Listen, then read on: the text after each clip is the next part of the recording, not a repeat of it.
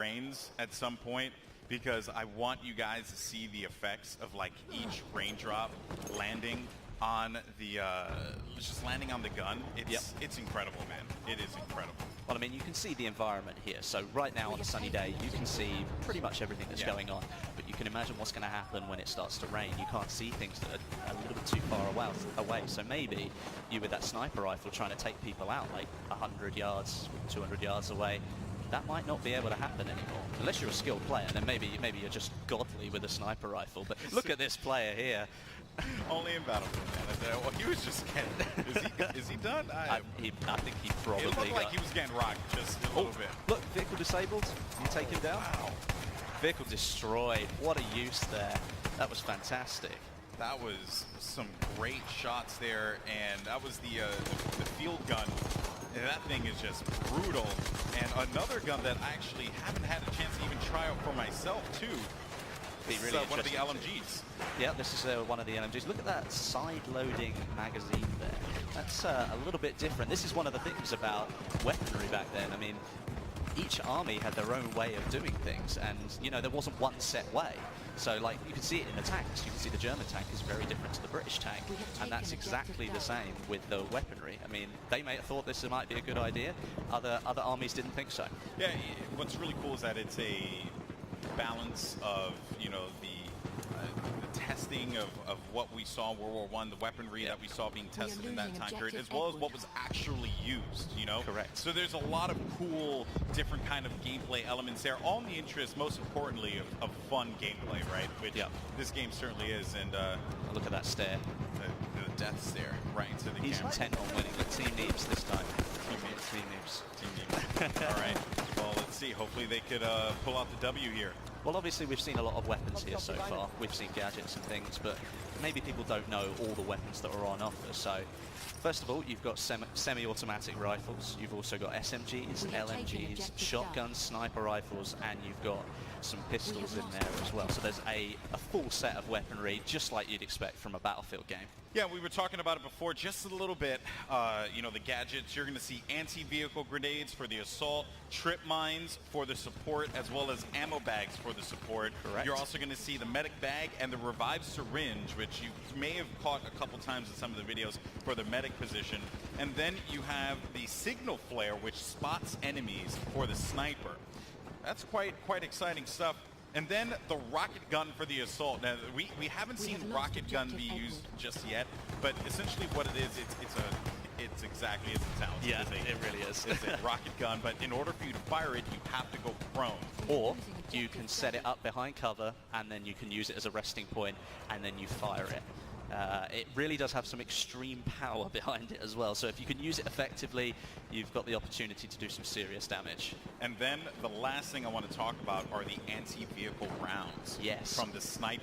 And I actually had a chance to use these earlier when we were setting up the gameplay arena. And well, you can, as it says, you can do damage to vehicles with your sniper rifle, but you have to sacrifice your weapon, really, because you change and you move from firing normal rounds into using something that is purely designed to take down vehicles. Now, obviously, it's nowhere near as effective as like the anti-tank grenade, but you've still got the opportunity as the scout class to, or just honing in on a gunfight there, but you have the opportunity to maybe help your team take down a vehicle. You could take it down if it had a little health left, but you still feel like you've actually got a chance in that fight between you, just one infantry player, and a massive tank. Yeah. And I have to say, man, X Factor has been so impressive. He's been a one-man army, going for the tanks, going for the close-range gameplay, even playing some range. And just look at the way that he is absolutely lighting up the other team. They are approaching him from all angles, and he is holding it down. I believe this is his teammate as well. No, that was not. It was evidenced by that there. So that was Doom 49 coming in hot with that pick. Good stuff by Doom there. Yeah, definitely. I mean, look at all the concentration here. All of it going straight into the game. Every one of them intent on getting the points that they want, trying to capture those objectives. Yeah, and also I just want to highlight something too. So you guys may have noticed that you see a couple doors, scattered about. And here's the good news. there's this really cool and a good revive there. Nice. Fantastic. Good Nice work, to see. good work. That was going to be Matt there with that revive. So I just want to note one of the coolest things that they added in Battlefield 1 is the charge through a door. So you close the door, you think to yourself, man, I have security. I feel good, Westy. I'm protected. No, you are not protected, my friend, because I can charge right through that door and say, here's Johnny. It's awesome. I love it. You don't have to stop at the door anymore, which is actually a limitation of some of the older games where you had to wait for the pop-up to come up, and then you could open the door again. You could, of course, blow the door off and then not have that option, but now you've got literally just charge straight through it, full speed, and you don't have to slow down, and the enemy doesn't have that chance to get away anymore.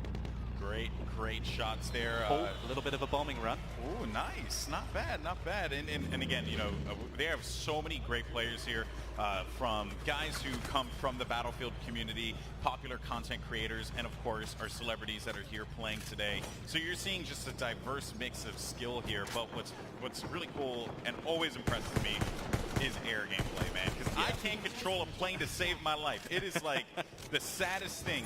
Someone watched my stream. I remember one time I hopped into a jet, and then the jet blew up the second I got inside of the jet. I don't even know what I did. I have no idea. I did it. I said I committed. You know, I took myself up. Wesley, please. I don't know what to do here, man. Well, looking at this, I mean, we were looking actually at a semi-automatic rifle there, and you have to load every single bullet. So, you know, you've got to be really careful. If an enemy's sort of hanging around, maybe you don't want to fully load all of those bullets, and maybe you want to switch to your sidearm. Might be a little bit more helpful in that situation. Yeah, and the sidearms, too, they have a lot of kick to them as yeah, well. Definitely. You know, in previous Battlefields, I would be able to whip out the sidearm and get some reasonable shots at a distance. This time around, though, not the same thing. That gun has a lot of kick to it, as do a lot of the weapons in this game. You know, they have a lot of kick. You know, a lot of different bullet drop as well as drag. There's just a lot of different gameplay mechanics at play here. And also, you had mentioned before, or you alluded to it, Wes. You pointed to me, the airship has arrived. Yeah, it's coming back in again, so we might get a shot of that in a minute. And actually, what we should do is maybe just go into a little bit more about the airship and maybe see if we can show some of the power that it possesses, because it was good to see like people firing off some of those shots, showing what damage it does on the ground. Be interesting to see. Feels bad, man. No, it's typing. Here it comes. Bad, man. Here it comes. It's great. And one thing that I think we will mention about this airship is that it is fully controllable by the player.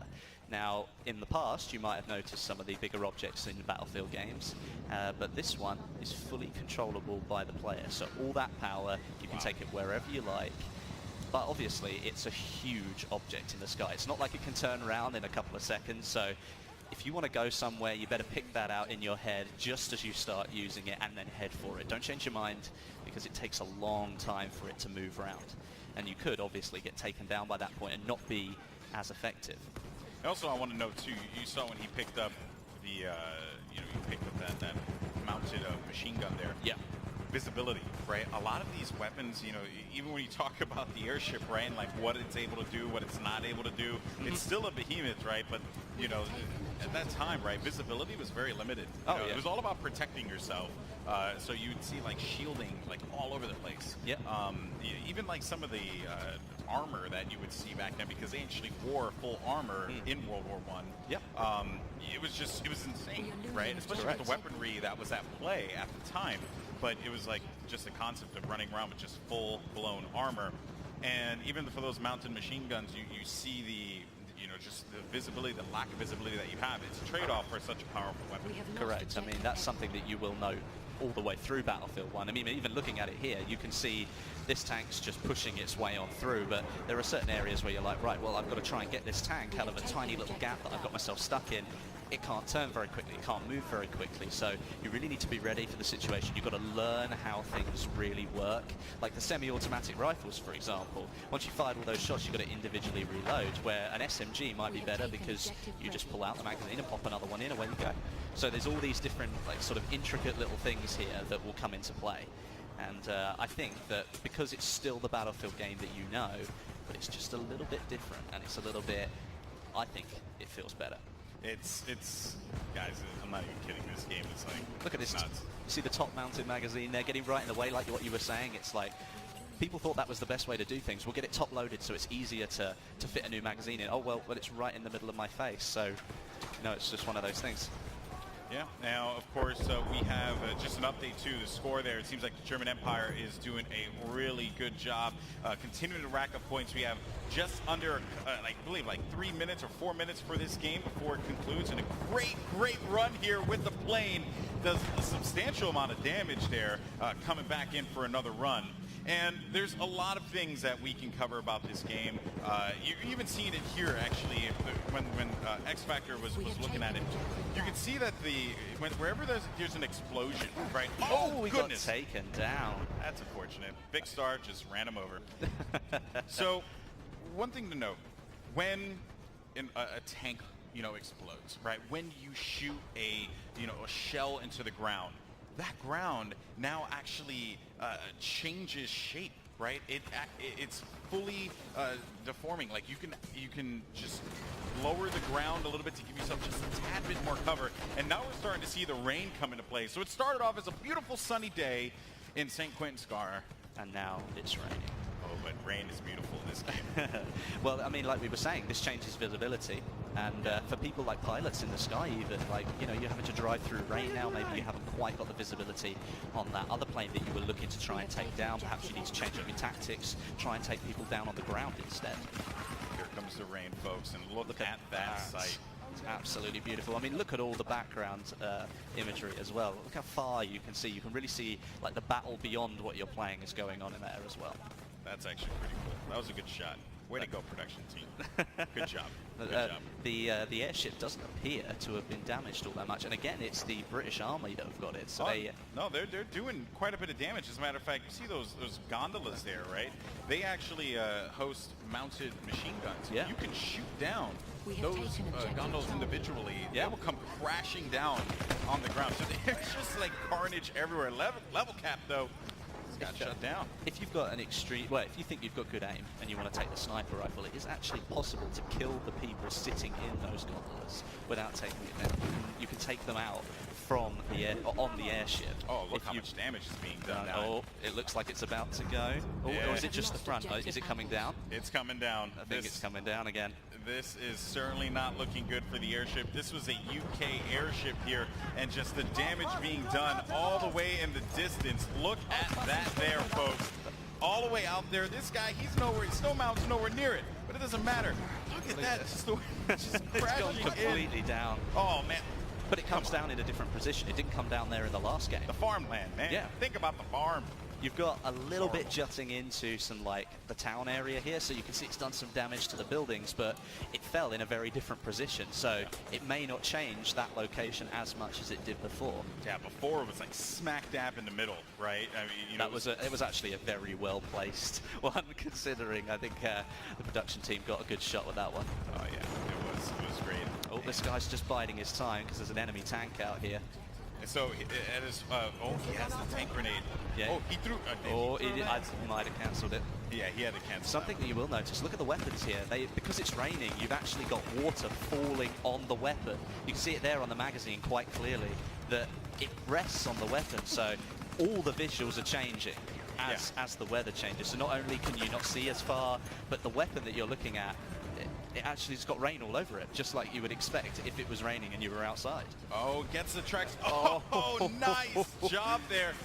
Trying to get a pick here. Wiz Khalifa, though, is going to fall down, and that was going to be Gavin who picks up this stop. Look at that intense face right there. So intense. And here comes another bombing run and perspective from the plane. First, but that looks fantastic, doesn't it? Look, you can see all the movement in front there by the propellers. That's absolutely incredible. That nice. No! He hit the tree. Oh.